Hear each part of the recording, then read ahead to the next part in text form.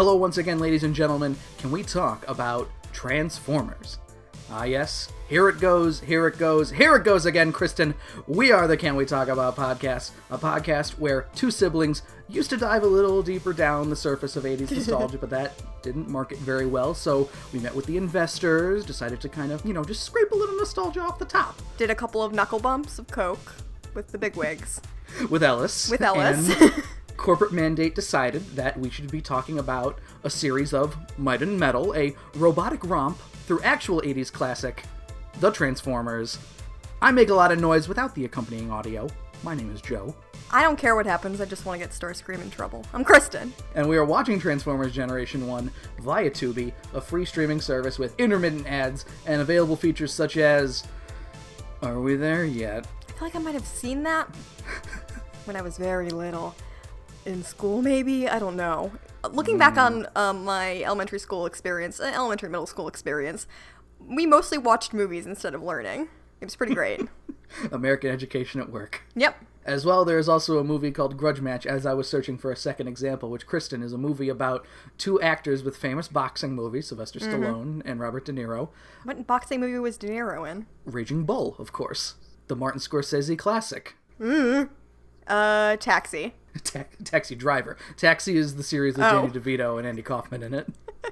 See, everyone will be familiar with me, as always, not knowing shit about shit.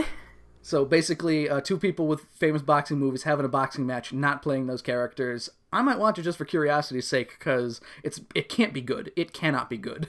I would be more interested in a boxing movie expanded universe. The Raging Bull guy was based on a real guy, too, and Rocky is a fake person, so... See, great, I love it. In more general streaming fare, Kristen, have you been watching anything recently worth of note? We talked about this a little bit after you got into watching Lindsay Ellis, and I thought of other things I wanted to recommend to you. I have been so stuck just watching old Jenny Nicholson videos on YouTube that I've already seen multiple times. She's just very, very funny, and I cannot recommend her stuff enough. And Kristen, I decided to waste my time earlier this week watching Airplane 2, the sequel. That's disappointing. Was it streaming somewhere? On Amazon Prime, yes. Madeline and I recently were like, we haven't seen Airplane in a while, we should watch Airplane. We couldn't find it anywhere. Both of them are on Amazon Prime now. Okay, cool. Good to know. The sequel gets kind of a bad rap for being almost exactly the same movie, which it is, in fairness. It is very much almost entirely the same plot. If you're going to do a sequel, copy your good first movie. And it does repeat some jokes from the last movie, too, but there are some decent gags in there, I think. It's still definitely not... doesn't really need to have been made, but there's some good jokes in there. I am a necessary sequel, and don't call me Shirley. This week, Kristen, we are dredging up a guy that we thought was dead 2 episodes ago, and Skyfire's in surprisingly good spirits after he gets kind of melted out of the ice. He really gets perky after he is finally broken up with Starscream for good. Long gone is the sullen guy who was pondering where he fits as a cog in the war machine. He's just an Autobot now. He hasn't said one single fucking thing about science. Damn, how things have changed after 2 weeks under the ice. What a shame. My favorite character, Skyfire. And we get to visit our first exotic land, Peru. Joe, where'd the Dinobots go? This week, Kristen, fire on the mountain! Let's get fired! Okay.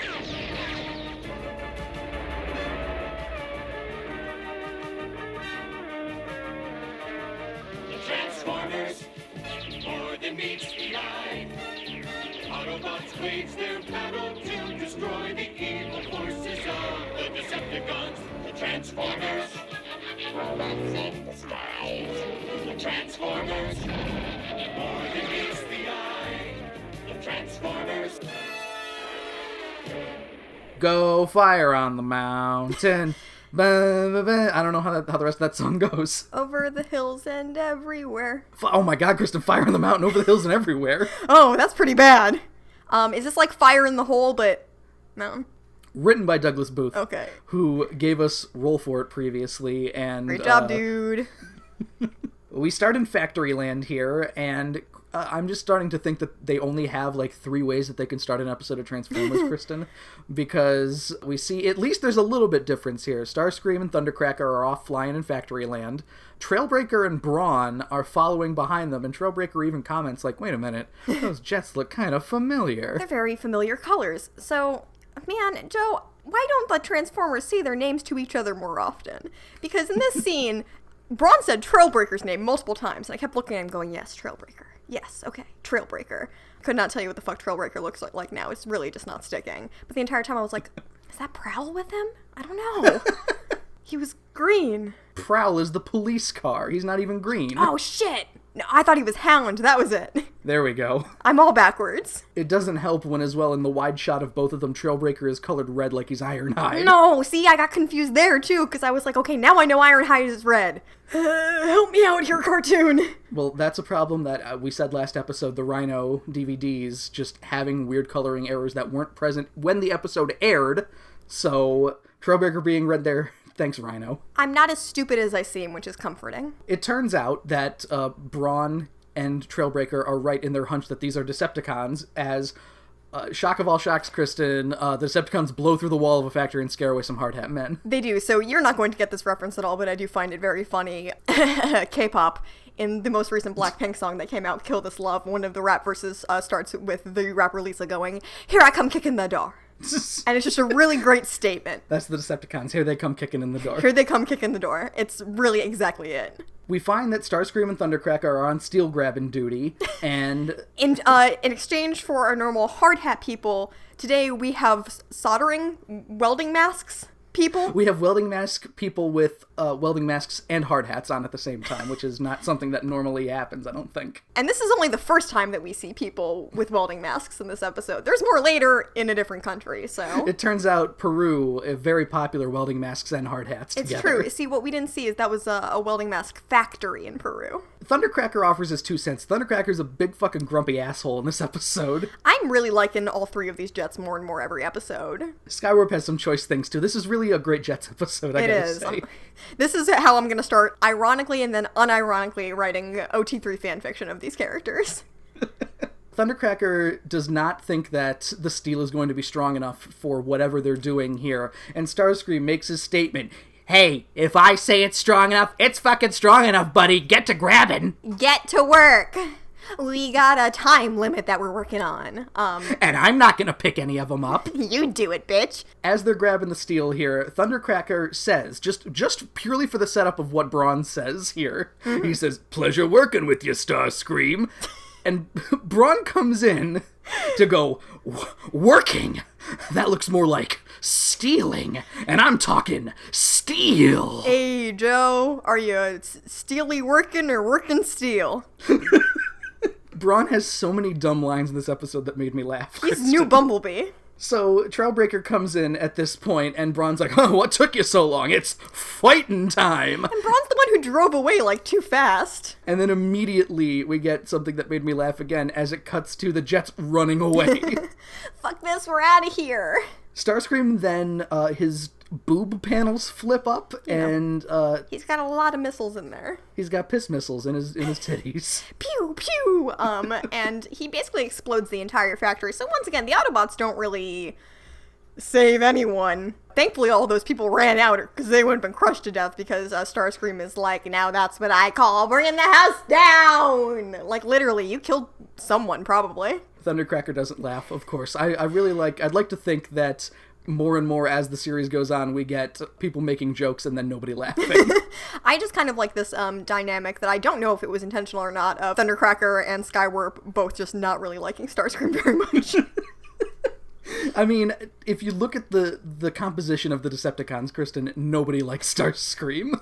Nobody but me. So they crawl out of the rubble here after the factory is destroyed, and Trailbreaker goes, "Aw, hexagonal nuts." I get it. Oh, also Brawn calls them Steel Stealers, which also made me laugh. The Pittsburgh Steel Stealers. So Optimus is mulling over the report that they had here, wondering why the Decepticons might be stealing steel. I have an idea. Yes. Joe, what if they're just assholes? Steel doesn't make energy. I don't understand. They're just stealing stuff because they want to. Stealers. A weird thing happens here, Kristen, where there are just a few Autobots crowded around Optimus, and Optimus is, again, mulling this over, and he goes, "Do you have any thoughts on this, Bumblebee?" And Bumblebee goes, "Just one. Spike, tell him tell him what our thought is." And then Spike goes, "I'm gonna launch the Sky Spy," which is not a thought. No, not really. It's really the, like, chain of command good guy version of Pizzazz throwing it to Roxy, throwing it to Stormer. Optimus throwing it to Bumblebee, who has no idea what's going on, throwing it to Spike, who is actually competent. And Joe, I'm gonna be completely honest with you. Every single time I look at Bumblebee now, every time he opens his dumb little mouth, I cannot stop thinking about teeth. And who knows if he ever even says the word teeth once ever again. Considering he said it twice in the space of 3 episodes, that's what he is known for now, his It's teeth. really insanely distracting. Hold on to your teeth. I have so many other things I need to learn about the show, but every time I see Bumblebee's head, I'm like, teeth, teeth, teeth. So the Sky Spy flies all the way up into space, and basically if they see any Decepticons... Yeah, what Spike didn't really properly communicate is that his plan appears to be, I guess we'll just scan the entire Earth until we find something. I have no idea how long this takes. Transition could be several seconds to several years. So here we are, Kristen, in the mountains of Peru. Of old gay Perry. Here we are. Yeah, I've heard. Soundwave exposits here, which I don't know if Soundwave should be the character giving the exposition, Kristen. I mean, he just knows stuff, right? Isn't that how that goes? He probably does the research because everyone else he's Stormer, really. No one else would bother doing any research, so he's like, I just heard this thing about ruby crystal mines of Burma. I heard this thing about this energy crystal in Peru. Again, a crystal shaft leading to the Earth's core. They really only have Earth's core crystal shaft plans and dam plans. So it's not exactly like the one from Fire in the Sky here, where It's smaller, and they can pick it up. They blow a hole into this Incan pyramid thing. Here they come kicking the door. And my favorite part about that is they just smash open the side of this tomb, or Incan pyramid, whatever, and the part that they bust open leads to some stairs. So they found the cellar. Some giant robot stairs, by the way. Perfect. There's a big room, too. A, really gigantic room. It's, I guess, underground inside the mountain, I guess. The big crystal the Incans used to worship, I guess. Yeah, and when Megatron grabs it, he does do his laugh, and I gotta admit, Kristen, I listened to it a few times. Hey, Joe. It does... Yes. I was telling you. Very close to that, yes. Uh-huh. So we fade to them hanging out on the roof, though I think it's in a different area entirely because it doesn't look like the pyramid anymore. They seem to be hanging out on multiple pyramids within the same area several times through this episode. There's really no consistency, but on the bright side, they are on the top of it. If they'd stayed underground, then the Sky Spy thing would have been able to find them. Well, Kristen, Megatron needs to fire his big stupid weapon. He does. They kind of just put all the steel... They put it all together, Kristen, and it's like Minecraft. It just becomes its own thing, Perfect. I guess. Yeah, they're doing some really basic crafting. Unfortunately, they had basic-ass steel, and Megatron needed some fucking obsidian. Megatron is very... He also shits on Starscream here, just being like, oh, cool, you made the thing. I hope it's stronger than you are, you big fucking chicken. And Starscream's like, of course it is! Obviously! Let's do it! So he shoves the crystal into this laser thing somewhere, and this makes the altar that the crystal was on before, inside the temple, explode with a fucking geyser of heat fire or something. And see, my brain says, well, obviously that's energy, because we've been shown very many physical manifestations of energy at this point. But the episode title implies that it's fire. It could just be fire on the mountain, could be the cannon firing on the mountain. I guess so. Playing King of the Hill on the mountain with a laser gun. I mean, that's basically all that segment 3 is in this episode. Yeah, this, very shortly, we start a series of people just falling off of this fucking pyramid over and over and over again. All the power flooding into the cannon here knocks Starscream aside, and Megatron goes to help him up, while speaking in a very, very sarcastic voice of just like, oh, yes, Starscream, we very much value your contributions to the team. But he doesn't follow that up with another burn. Like, he doesn't confirm that he's being sarcastic. They didn't put the shot in until later, where we find out that the cannon didn't hold up to the energy and kind of melted. I think that they just got confused. He goes right over to the Crystal of Power means we're gonna rule the entire universe. Like, I think they skipped around. There should have been a dunk between the sarcasm and the we're gonna kill everything Maybe talk. Megatron didn't realize it was broken yet, And Frank Welker just didn't know that he was supposed to be nice to Starscream in that line. No voice direction ever. No, never. So the Sky Spy is like, whoa, where's all that energy coming from, dude? I better check that out. Laserbeak seems to notice the Sky Spy, which is in space, by the way. They launch it up. High orbit, yeah. Yeah, through the atmosphere. And Laserbeak has his little microphone coming out of his head again that gives the wheel waves to Megatron that we... Man, I wish Laserbeak talked. Well, you don't like Laserbeak just going... That's great too, but I want to see what he's thinking. I want some commentary on his end. Megatron decides at this point he's going to test the super cool crystal, and he manages to pinpoint... So the Sky Spy's pretty small, I'm pretty sure. And in space. And Megatron... And in space, high orbit. Megatron manages to hit it, and it causes a fucking atomic bomb being exploded in the atmosphere thereabouts, something like that. Yeah. Essentially. A bunch of stuff starts falling down, too. And this scares some nearby villagers who look like they're all about 500 years behind the times. We've had this conversation before about this very strange habit of 80s cartoons where they're like, yes, a normal person. That's what Spike looks like. He's a normal cartoon guy. Foreigners, however, we draw them in great detail. And they are hundreds of years behind where they should be. Later, again, we do see some welding masks, so maybe that's just their personal choice. So an old lady is like, the ancient gods have returned to punish us! And we have a woman here who is, I guess, the female character of the episode, who I referred to as Princess Zelda, because she looks a lot like Zelda from the 80s Zelda cartoon. Yeah, they also never give her a name. They don't. The Transformers wiki told me that it's Louisa, but you would never know. Yeah, again, no one later is like, hey, what's your name, by the way, person who lives here? And she's like, Grandma, you're speaking a bunch of fucking hooey, dude. The ancient gods are ancient as shit and not around anymore. But if somebody found the Crystal of Power, that would actually be pretty bad. Very scientific. Nothing to do with gods at all. We cut back to the top of the pyramid here, where the weapon casing has become all melty, including the barrel of the cannon looking kind of limp dicky. I was hoping you weren't going to say anything about that, because I noticed it too, and I was like, this is gross. The power of absolute destruction is all mine!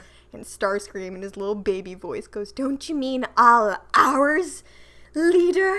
And Megatron's like, oh yeah, it is actually everybody, it's a collective, which means that I get to blame you now because the casing is melted, you motherfucker. And Starscream's like, no, here's the thing though, it's actually all Thundercracker's fault, I told him, but no, it was him. He picked up shitty metal, I saw it happen and I didn't stop him and I should have. Thundercracker was like, whoa, what the fuck? Megatron, for some reason, I don't know, I wouldn't say, I put down in my notes that he believes Starscream. I think he's just ready to punish everyone, because I guess, maybe Thundercracker should have been like, no, seriously, this isn't going to work, you idiot. He went along with this plan that he knew sucked. I guess, but Thundercracker's the only one who ends up getting pushed off the pyramid. It's fine, Starscream gets his later. Megatron leaves Skywarp in charge of Starscream and Thundercracker here, because they're on crystal guarding duty, and then Skywarp goes,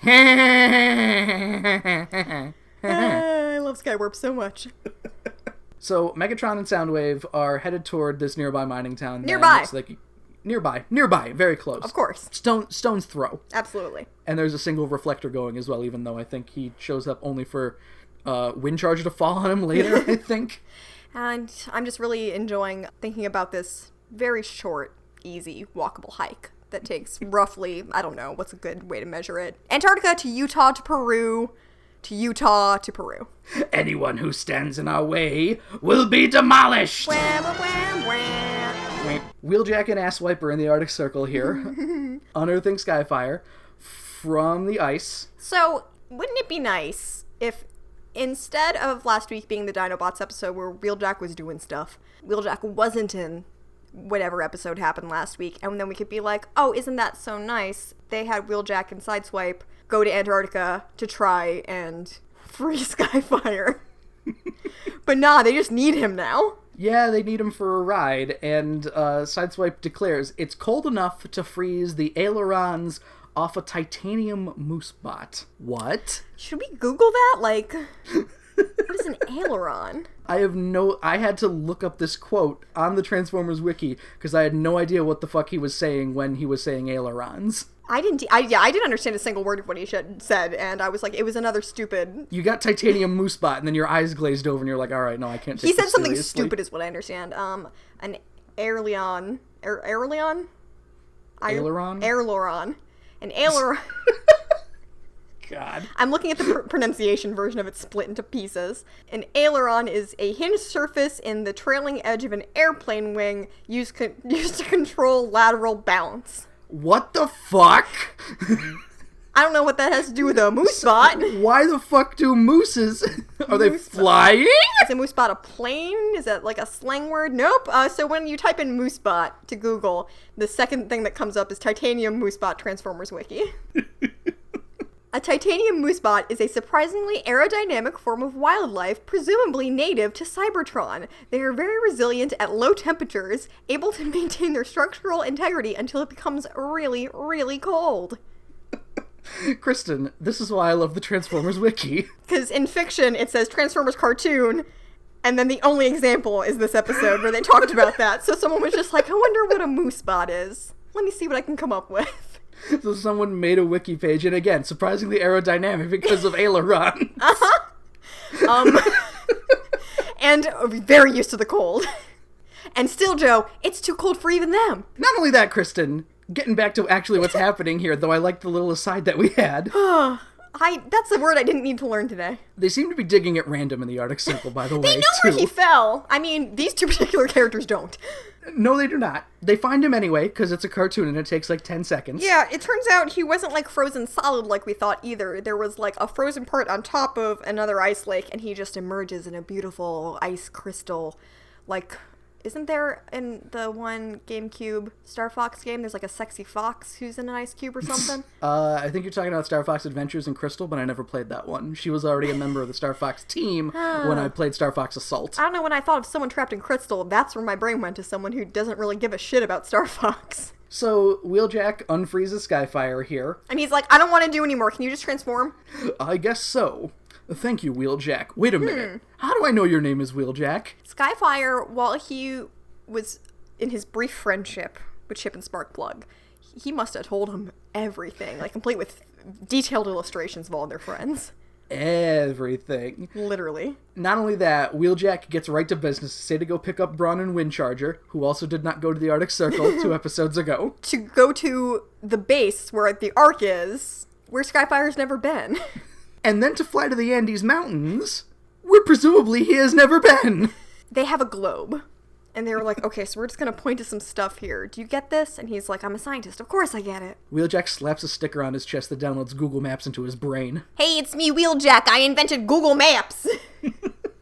The world isn't ready for it yet. Give it 20 years or so. Whatever you say, man. Transition, again. And we're already here, by the way, as Yeah. well. It's already Skyfire with Brawn and Windcharger are in Peru. So, I know I don't need to say this, but what the fuck is up with Skyfire's scale in this episode? How big is Skyfire is a very good question, Kristen, He goes because from carrying pretty much all of the Autobots inside him, and they look very, very small next to him, to being able to transform into a jet inside the Inca Pyramid later.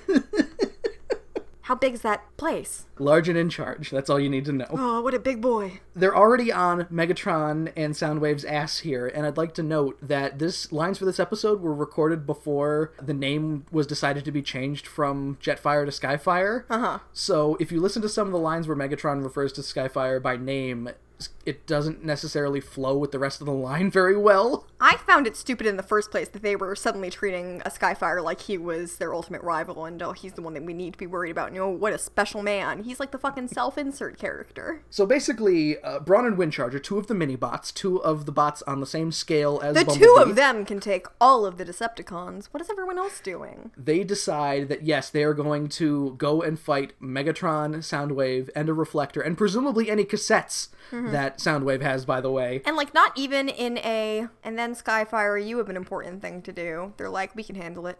Don't worry. Skyfire's supposed to go check out the energy signature, but because it was a bad plan, he doesn't. Yeah. He just starts coming back. They didn't think maybe actually we should use this huge jet to fight. They both jump out of Skyfire here, Brawn promising as well that Skyfire can have the rest of the Decepticons, or what's left of them, when they're done kicking major heavy-duty booty over here. To have the confidence of a mediocre mini-bot. And Soundwave calls Skyfire a chicken! Okay. The Autobot jet does not want to fight. Not like a chicken bot? Braun then says, as he fucking threads the needle, both Braun and Windcharger, like, perfect. I mean, they're robots. Maybe they could do this. Computers. They got computer brains, so they know the exact moment to jump down, so they landed on top of Soundwave and a reflector, respectively, here. Wrong again, you dipstick tape deck. I really thought he was going to call him a dipshit. There's a lot of that and piston dust later. He says dipstick and piston dust were both seemed like they were going dipshit and piss something. That seems like something that if, you know, you're a little kid watching this in your living room, your mom's making you a bowl of cereal. Very homey. Very complicated weekday breakfast. And your mom hears someone say dipstick tape deck. And she's like, what did they just say? That always reminds me, Kristen, when we were children, I remember... Are you going to talk about the poker rap? No, I don't know what you're talking about with the poker rap. I remember the word bloodshed ending up causing problems because it sounds like shit. Oh, no. Well, there was a whole thing with the poker rap about kicking your grass that I remember Mom had an issue with. Yeah. No, Kristen, that's what kind of Pokemon are you, by the way? Oh, thanks, Joe. Type like Jigglypuff against the Ghostly Gengar, the battle's real tough. Thunderbolt's a great electric attack, so you get ground out by a Marowak. Don't you bug me with a Caterpie. For flying types, the win's easy. Good luck with Muck and its poison gas. Make one wrong move and it'll kick your grass. On the bright side, I felt stupid for getting that wrong, but the fact that you were able to recite all of that, you definitely sound a lot dumber than me. So no problem. Nerd. I really like those Pikachu's Jukebox songs. They're great, Joe, but I don't remember them. So, okay. Autobots on top of Decepticons. They're surfing. As this is happening. So, somehow being able to, like, fuck with the way that they're flying. They're, like, boogie boarding them. Windcharger manages to, like, grab onto Reflector's shoulders and guide him toward the ground while also ending up kind of like Tombstone pile driving him in the process. Quick question. Yes. Did they suddenly think... Ah, shit. We never made Windcharger do anything.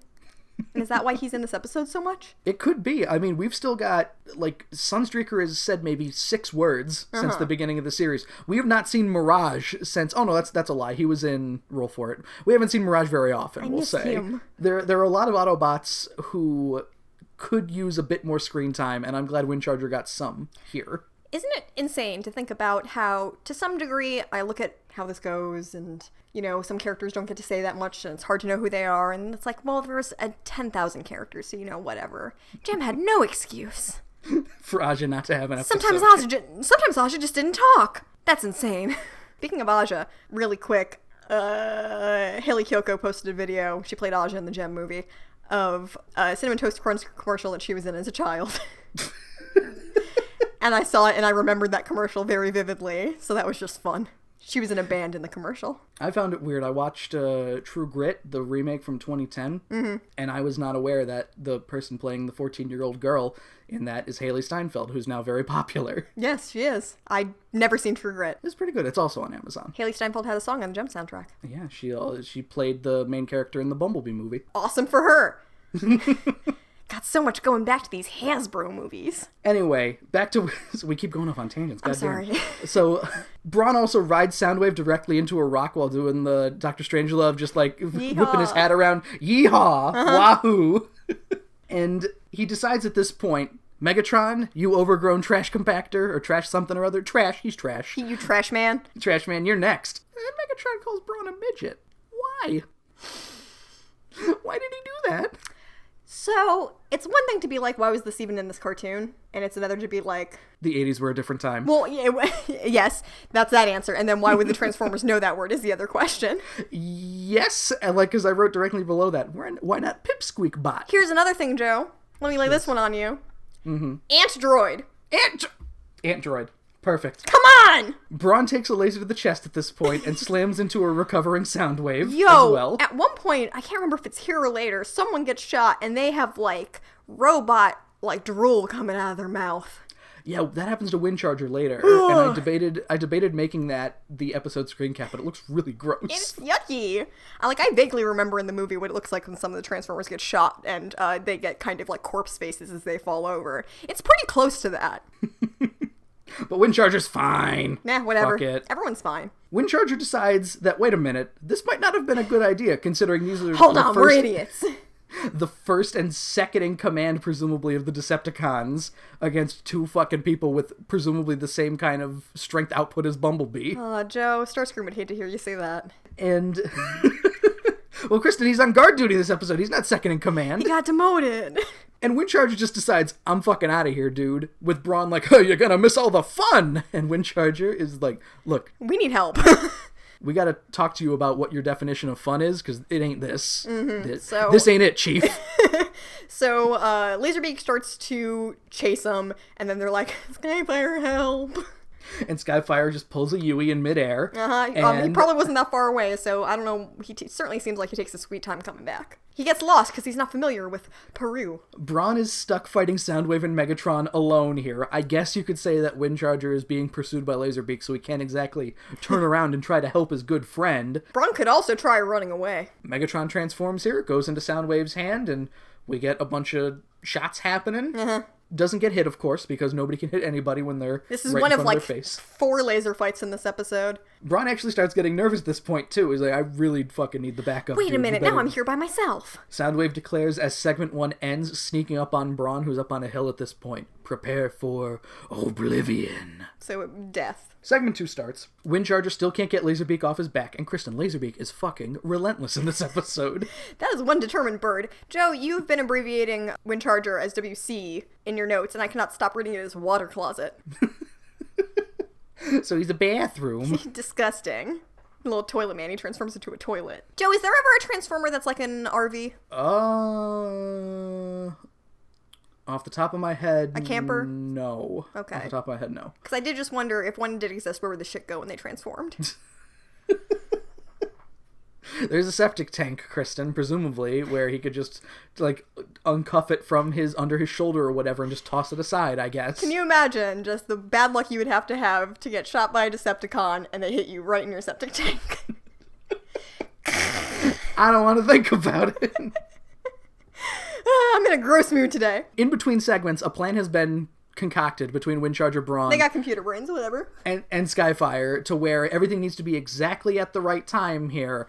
And there's a countdown. This takes 45 seconds. Here's the short version of I got really bored halfway through. Yeah, just sum it up. Windcharger drives up to Brawn, who's still up on this hill. Brawn jumps onto Windcharger's hood as he, like, vaults off the hill like a ramp. And then Skyfire scoops them both up.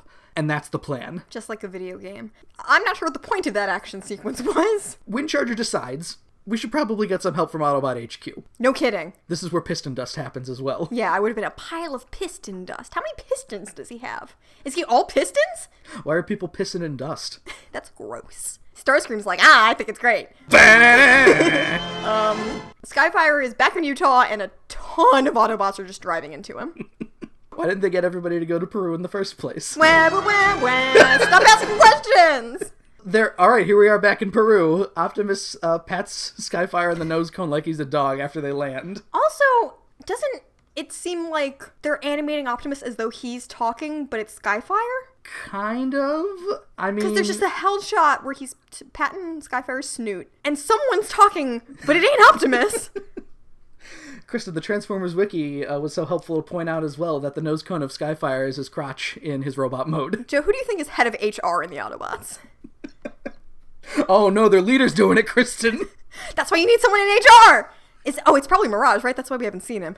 He's just in the shadows being invisible, making sure no indiscretions happen. And he was writing some stuff in his notebook when that happened. He's like, oh man, Cybertron isn't gonna like this. I'm gonna have to talk to Optimus again.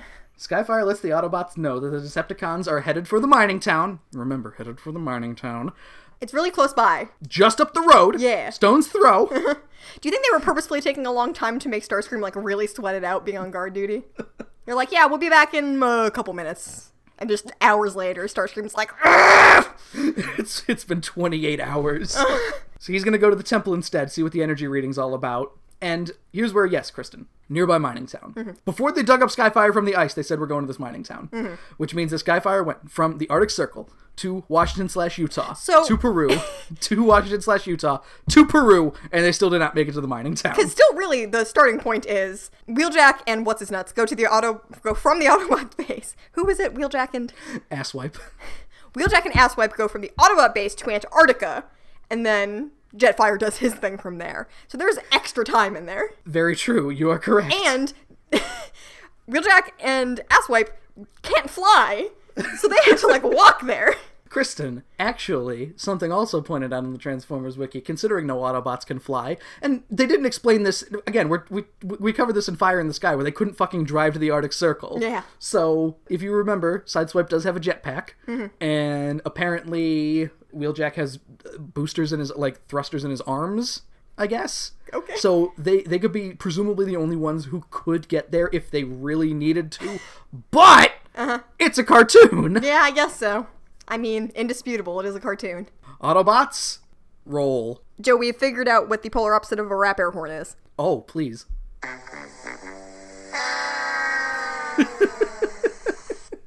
That's really disappointing. Yeah, that's after, it took so long to get there and we're still doing this shit. Like, honestly, if he said something else, not using the word roll, I don't think I would have as big of an issue with it. If Optimus starts a sentence with Autobots and it just ends with roll, you really need to, like, I can understand Autobots, prepare for battle. Autobots, let's go get snacks. Autobots, Moosebot hunt. There we go. Perfect. They're so fast. They're flying so fast. Oh my god. I am going to have so many little pieces of stupid information to use for the games that we play in the Season 1 wrap-up. I'm very excited already. So Spike came too, by the way, for this. Yeah, he's here. Came to Peru. Where's your passport, Spike? Where's your dad, Spike? Hanging out inside Bumblebee, as he do. Yep, that's where he lives now. Skyfire is at the temple at this point. Also, we know for a fact that Bumblebee literally can't do anything without Spike. Skyfire comments that he's too darn big to be sneaking around, which is probably true. And yet they have him doing it anyway. So we get to the mining town, Kristen, and it's a big factory? It's Factoryville again. Yeah, so they get special good metal there. And, yeah, some welding mask Peruvian hard hat men running away as they're picking up this glowy, tempered metal, I guess. At least we got some women in this episode. None of them were welding people, but there were some women. Brawn is ready to settle the score as the Autobots roll up here, and weirdly, Optimus, when Brawn is like, I'm ready to settle the score, Optimus is like, yeah, join the club. Let's go get him. Shut up. God. Optimus just annoys me so much. So, Kristen, Optimus breaks through a wall and hits Megatron so hard. He opposite Kool-Aid Man's to the outside. Kool-Aid Man's into the factory, runs down Megatron. He is still a truck at this point. He hit and runs him. He hit and runs Megatron, who reversed Kool-Aid Man's outside and hits him so hard that the background disappears for a few frames. Or I guess it would be a reverse hit and run if that person also then got out of their car and, came after you with a bat. And Optimus calls for the rest of the Autobots to finish Megatron off. Now, what actually happens, Kristen, is a really great thing that I love happens here. Well, first of all, Brawn has a little grabby arm that he uses from the undercarriage of his car. And it's way smaller than Megatron's gun, but he somehow picks it up anyway. He's able to pick up Megatron's fusion cannon, because of course it fell off his arm, because that's a once-an-episode thing, much like a robot fight. Brawn decides that he is going to shoot at Megatron with his own... He's like, I always wanted to do this. Shoot at Megatron with his own gun, which he does it, shoulder-mounted, too, and it knocks him right on his fucking ass. And he hits Megatron, doesn't he? He hits him in the chest, and Megatron shrugs it off. I mean, I think we've learned that getting hit with Megatron's cannon in robot mode is not as deadly as getting hit when he's a gun. I don't understand what the difference is, but hey... Okay. The fusion cannon becomes the scope when he's the gun. That doesn't make any sense. So you're firing lasers out of a scope as opposed to a gun. Whatever. But Megatron takes exception to all of this. Laserbeak comes by, scoops up the cannon from Brawn, gets it right back to Like, Megatron. give that back. And Megatron's like, no one does that to me, and continues to function. And if I were Brawn, if it were anybody other than Brawn, I'd be like, oh, fuck, I'm dead. Oh, yikes. So Louisa is suddenly here. She's hanging out in Factoryville. Yeah, so I really got the idea that the village was a separate thing from where the factory is. Yeah, I guess that's the mining town. Well, even then, they were able to see, you could see the fucking pyramid in, the distance in that shot of them seeing the thing exploding. If they're nearby enough, if they're in that village where the people were at the beginning of the episode, then Starscream could just be, cupping his hands over his eyes, what the fuck are they doing out there? I was going to say, you say stone's throw. Megatron could have thrown Starscream and hit this mining town. You go get it! God knows, I don't know. She's in the middle of fucking Factoryville here, and like a big power line thing is going to fall on her, which prompts Bumblebee and Spike to go and rescue her. Spike reaches out and just wraps his arm around her waist. Much like Rio. In the beginning of the Gem theme, of course. This is the inspiration, of course. Bumblebee's the Rockin' Roadster, Spike is Rio, and Luisa's Gem. Luisa thanks Spike here, but she's still kind of pissed about the Crystal of Power and everything. She's like, those monsters. She's taking the existence of these alien robots pretty well. Again, it seems like every human is like, okay, I understand what's happening now.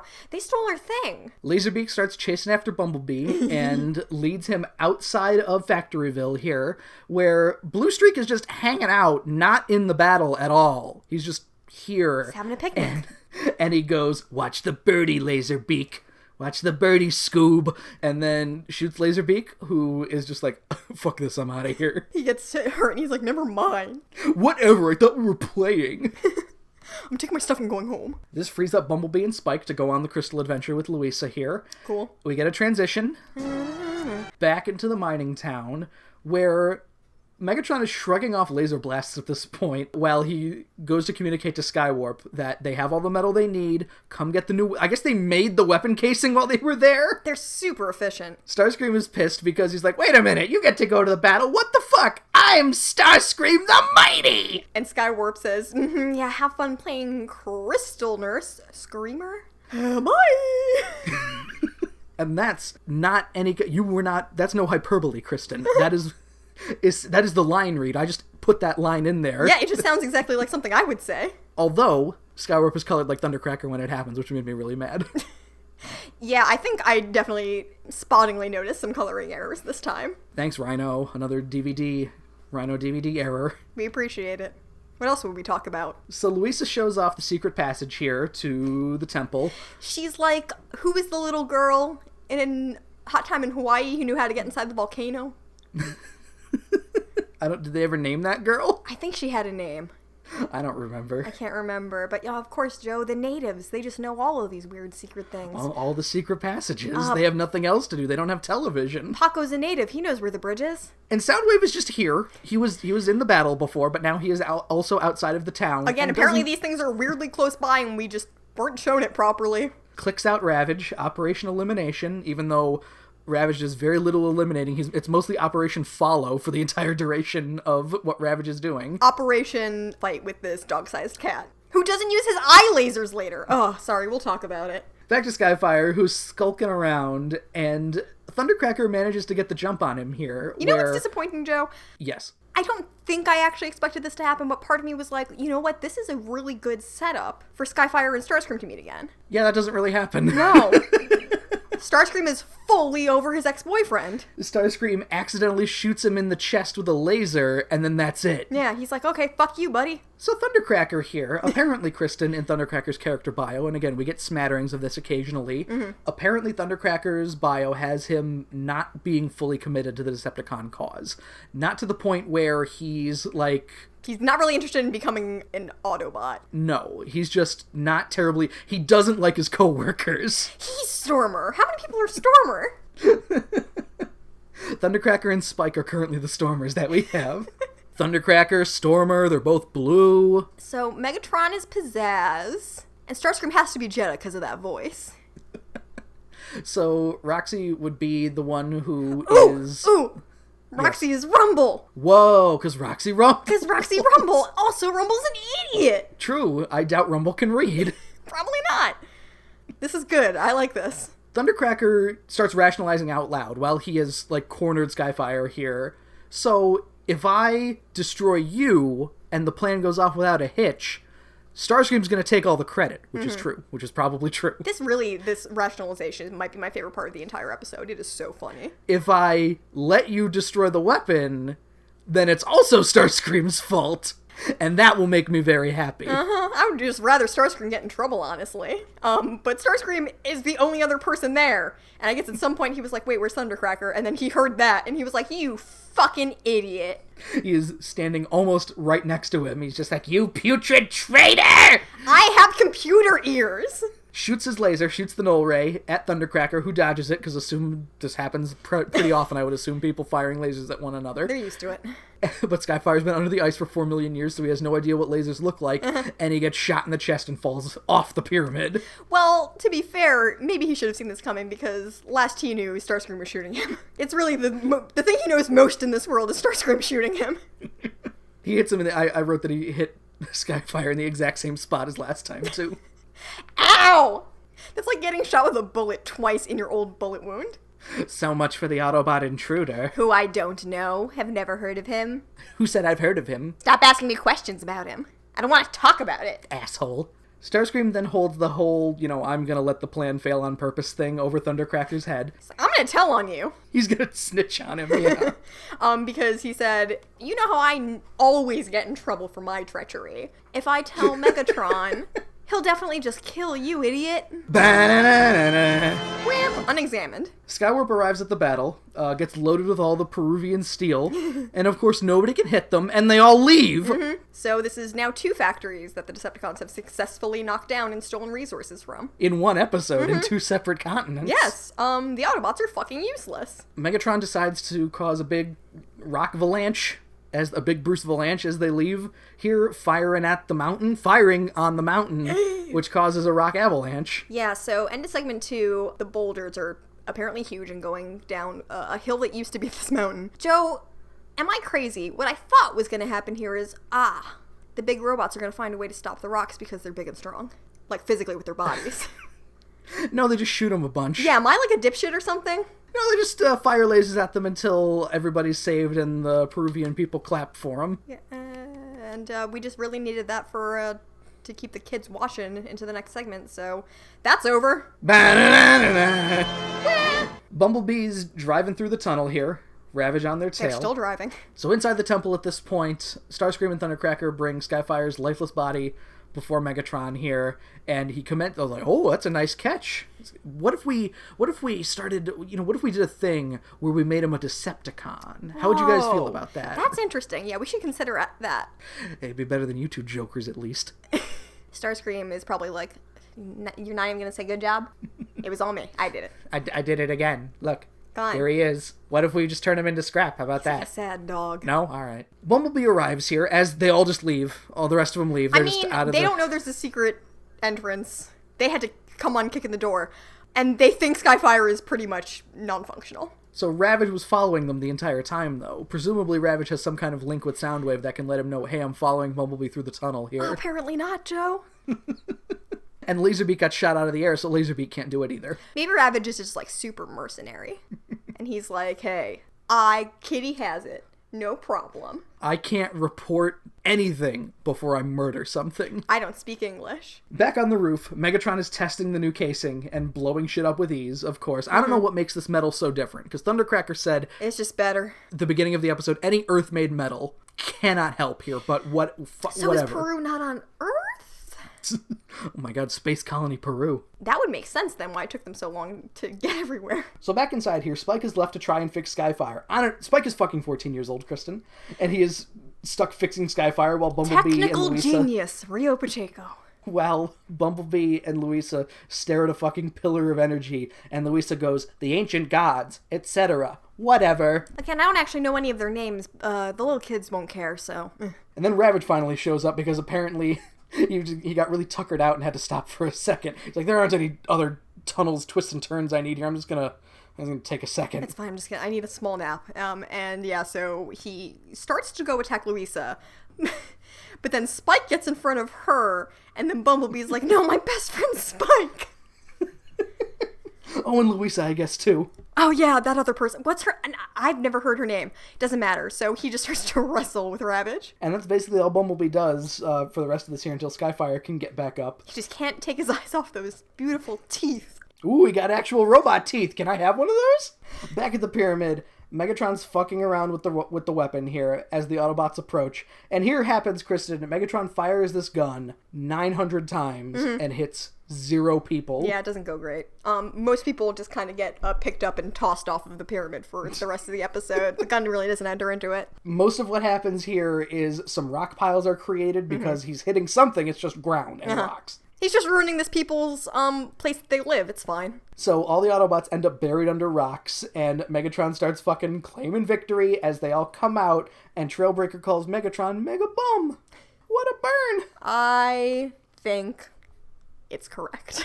Back inside the pyramid, Bumblebee's still trying to get Ravage's teeth out, and Spike fixes Skyfire just in time. Just in time to save Ravage from Bumblebee taking his teeth. Because what happens is Ravage jumps at Spike, but Skyfire manages to grab Ravage out of the air, even though we don't see it. We just see Ravage in Skyfire's hand. And Spike's like, good job! And Ravage is like, I'm fucking out of here. Yeah, Ravage cuts his losses and leaves. And here's where, yes, if he was, while he was stuck in Skyfire's hand, could he use those eye lasers? Would have been helpful. Could have been nice. So Skyfire is so pumped and ready to join this pyramid fight that he didn't know what was happening outside. What happened to being a man of science? I also think Bumblebee didn't know that fight was happening. I don't think so, no. Nobody knew that everybody... I mean, maybe you could hear it happening outside. Maybe they used their radios and they just didn't show us. Back outside, Megatron still can't hit Optimus and Ironhide as they're trying to scale the pyramid here. And then Ironhide says something... Alright, a weird... There's a lot of awkward dialogue in this episode, Kristen. Yes. This is what separates the Autobot from the robot chicken. First of all, we already covered this. Chicken bot. Ain't nobody calling me robot chicken, says Brawn as he and Windcharger make their way up for that final revenge. The writers of this episode lean away from where they wrote down this episode. They look at Seth Green, who is a child. They high-five him. They implant the idea for robot chicken in his head. That's what I was thinking about, too. Not Seth Green as a child, but robot chicken. I don't know when he was born. I assume he was born by this time. 84, 85, probably. I probably. Yeah. He's not, well, you gotta think, he's not 15 in Austin Powers, so probably early 80s. Yeah. Well, he looked about the same in the episode of The X-Files that I saw him in, which was like 1994. Okay, so you actually have the earlier version of him than I do, because in 98 and 99, he was a main character on Buffy. So right around the time of Austin Powers, then, yeah. Yeah, he left Buffy so he could start doing movies such as Austin Powers. Starscream lands because Brawn and Windcharger are charging up the opposite side, like behind Megatron. And here's where, yes, Starscream fires at Windcharger, and Windcharger takes a hit and gets like a green robot drool coming out of his mouth. Yeah, it gets some slime up through his mouth somehow. And Brawn is inconsolable. No one does that to my buddy. And so he rushes Starscream and tackles him. And I can assume that only happened because Starscream was so caught off guard by the concept of friendship that he was like, what the fuck are you talking about? What's a buddy? I don't fuck! Ah, God, he got me! And they both crash into Megatron, who's like, fucking watch it. So here's where the game of King of the Mountain starts, basically, where Megatron can't aim the gun. Ironhide manages to get up to the temple now, too, and get Megatron away from the gun. Skyfire blows up Soundwave and a Reflector, who are on ground level, and then Brawn knocks Starscream off the pyramid, so now there are more Autobots there than Decepticons, but I think Brawn also ends up going over with Starscream, just not all the way, so it's back to 1-1, and then, Megatron ends up picking up Ironhide. And tosses him to Optimus, who Optimus bride catches him, I guess. It's so romantic. Peter Cullen saves Peter Cullen. They're best friends. The cannon is pointed right at both of them. Kiss your Magna Fusers goodbye, Autobots. I don't agree with that. And here comes Skyfire and he blows up the cannon. Whoa, it's our big friend! Yeah, new main character, Skyfire. Megatron curses Skyfire. Optimus sneaks up on him and throws him off the pyramid. So now Optimus is king. See how you like it. Optimus is king of the hill. And Megatron's like, well, I lost my very, very good gun. Oh, we should leave now. Thundercracker takes the time to rub it in both of their noses, Megatron and Starscream, as they're leaving here, and so he flies ahead of them. And apparently what's supposed to happen here is a sonic boom, but it doesn't. No, it doesn't. I thought it was supposed to be a joke, because Starscream is like, does he have to make that awful thunder noise? I have a headache. I thought that was like some kind of weird quip on him being annoying when he talks. Having a shitty voice. I don't know. Which, hey, Starscream. Pot meet kettle. For real. Potbot meet kettlebot. Megatron says that he will be avenged, which, again, you're not dead, so... Hey, Joe, you know what a potbot is? A weed dispensary. I was going to say a super high transformer. I I don't know any of them well enough to decide which one that would be. Louisa is concerned here because Wheeljack made an invention that will cover the thing that the Crystal of Power was on. Because apparently on the the Crystal top of Power... of the pyramid, not in the place where the actual energy is coming out where the crystal was. No. Apparently the crystal regulated the power from the core of the Earth somehow, and when Luisa's like, I don't know about this, Spike is like, yeah, I don't really know either a lot of the time with Wheeljack, so... She's like, dude, our mountain could explode. And they're like, it's fine. I don't know where they suddenly decided that Wheeljack has this character trait of making bad inventions. Like, the Dinobot thing was really it. And also, it turned out good in the end. The Dinobots did save the day. Maybe we'll see more of Wheeljack being more mad scientist-y and making inventions that cause them to get into a bunch of weird shenanigans. I'm a fan of it. You know, it would have been great if Aja got to do stuff like that. So they put the manhole cover over the energy geyser here. So Wheeljack does it with Skyfire. Yes. And they are two completely different heights. Yes, that is correct. So that's pretty stupid. Apparently there's no electricity in all of Peru because once they cover it up, it's completely dark out. And Skyfire says, Wheeljack, I would love to shake your hand if I could see you. You're a robot. Turn on your fucking infrared or whatever, For you real. dumbass. But no, all of the cars of the Autobots are like propped up against the edge of the pyramid, and they turn their headlights on. They put tire tracks all over this ancient piece of history. They have so much respect for Earth's history. So the light show happens, they shake hands, and Wheeljack himself is even like, oh, fuck, I'm surprised that worked. Now I just gotta make sure that the manhole cover isn't so stupid it gets up and leaves. So Spike and Louisa are still just like, so I know, okay, so you're concerned about it too, which means we should probably leave. So Bumblebee is like, say no more. I'll take you back to town, kids. Please don't kiss in my back seat. And as they're leaving, Louisa goes, you know, when we get back to town, I'm going to introduce Bumblebee to my brother's convertible. We call her Juanita. And then nobody laughs. Just I think to properly convey it, let's give a couple of seconds of dead air to convey how well that joke was received. Okay, here we go. It was about that funny. And then Bumblebee goes, aw shucks, and he gets all fucking rubbery like he's Speed Buggy. And that's the episode's over. And that's the end of the episode! This felt like a colossal waste of time, in my opinion.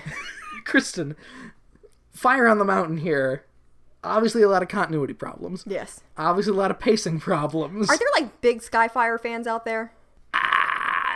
No. I'm telling you. I mean... Definitely not the way that there are big Starscream fans out there. Among the Autobots, I think if you asked somebody to name Autobots, they'd name Jetfire. Mm-hmm. They would. They'd name before, say, Sideswipe, maybe? I don't know. I mean, I guess to put it into perspective, there's not a masterpiece Skyfire toy, but the Japanese company is the one that makes, like, Takara makes the masterpieces and not Hasbro. Mm-hmm. So... They just hate him now.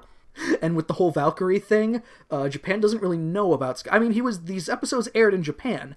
Very much near the end of the series. How many other episodes is Skyfire in? That's one thing I wanted to kind of talk about here. Okay. It's basically... Skyfire, you would think, is an official part of the Autobots now. Mm-hmm. But because of all the shit that was happening with the Valkyrie and all the things like that... He can't stick around. He doesn't do much more than bit parts moving forward. And basically... like mid-season 2, he just stops appearing. So See, it's not really an official welcome to the team. He's just he's gonna fulfill the role of giant fucking taxi for the Autobots. Yeah. So I guess I'm glad he at least, like, you know, slides into frame maybe and says 2 words in other episodes going forward. Because if he just didn't show up after this, I would be like, so did they like bury him back in the ice? Time to go home now. Apparently a lot of the scenes in the Japanese versions of the episodes with Skyfire were cut, so I doubt that any episode starring Skyfire were done. That's it, 2 episodes. Oh no, I was so attached to him. My favorite character is Skyfire. But in terms of episodes where, say, he plays a role like Windcharger in the last episode where he says one line or he's in a background shot, maybe. I look forward to seeing just a huge man hanging out. Now's the point in the evening where we'll list off all of the fun contact things, where you can find us. You can follow us on the Twitter machine at cwtapod. You can follow me at Octopus, which is AWKTAPUS. You can follow me at FunnyGirlTM, like trademark. You can find us on Apple Podcasts, on SoundCloud, on Stitcher Radio, on YouTube. Leave a rating, give a review, do whatever you feel like. You can also drop us a line, cwtapod@gmail.com, where you can tell us all about freeing your trapped friend from some ice after leaving him hanging for 2 weeks, or where else you might be able to find a crystal shaft that leads to the Earth's core or something. I mean, at this point, I assume there has to be more. We got 2, so it's Collect them all! it's a very RPG element. Was it Tales of Symphonia that had giant crystals, Kristen? No, it didn't. You went to different temples and had to fight different, like, elemental spirits and stuff. What am I thinking of a thing that where you had to activate a bunch of giant fucking crystals? Final Fantasy Crystal Chronicles? I didn't really play that game at all. No, I don't remember either way, probably. There's some video game where that's an element, I'm sure. I mean, in a world of anime, absolutely. So, other thing, check out my new solo podcast project, ASMR Relationships, the podcast equivalent of listening to gossip that has nothing to do with you. You can find a link to it in the episode notes, and I'd appreciate if you gave it a listen. New episode every Monday. It's lovely. I'm so soothing. And I've gotten worse at not laughing at people as I'm reading their posts. Next time, Kristen, our friends the Dinobots are back in action. I'm less excited this time. They get 2 more members to round out their team of 5, and hopefully they'll show a little bit more personality this time. I am interested to see what justification Wheeljack uses for being like, okay, so I know this didn't go great last time. How's about I try again? I don't know how this happens. It could very well be that the Dinobots end up creating 2 more Dinobots, which is the problem, which is the issue when you can have self-replicating AI. Yeah, they just keep multiplying more and more idiots. I don't know how Snarl and Swoop end up showing up, but hopefully it's not I hope it's Wheeljack, just like they have a big problem they gotta deal with, and it's like, alright, Optimus, you know what happened last time with the Dinobots? Forget that. Whatever. More Dinobots. How about that? That'll help solve the problem. I think that'll solve the problem. Just add more Dinobots. They're really strong. Bumblebee loved teeth. Wheeljack loved dinosaurs. 2 things little boys love. Teeth. Little boys love teeth. They do. So next time, Kristen, we've got War of the Dinobots for the Can We Talk About podcast. My name is Joe. I'm Kristen. And join us next time for Warring Dinosaur Robots. The check for however much that's going to cost is in the mail.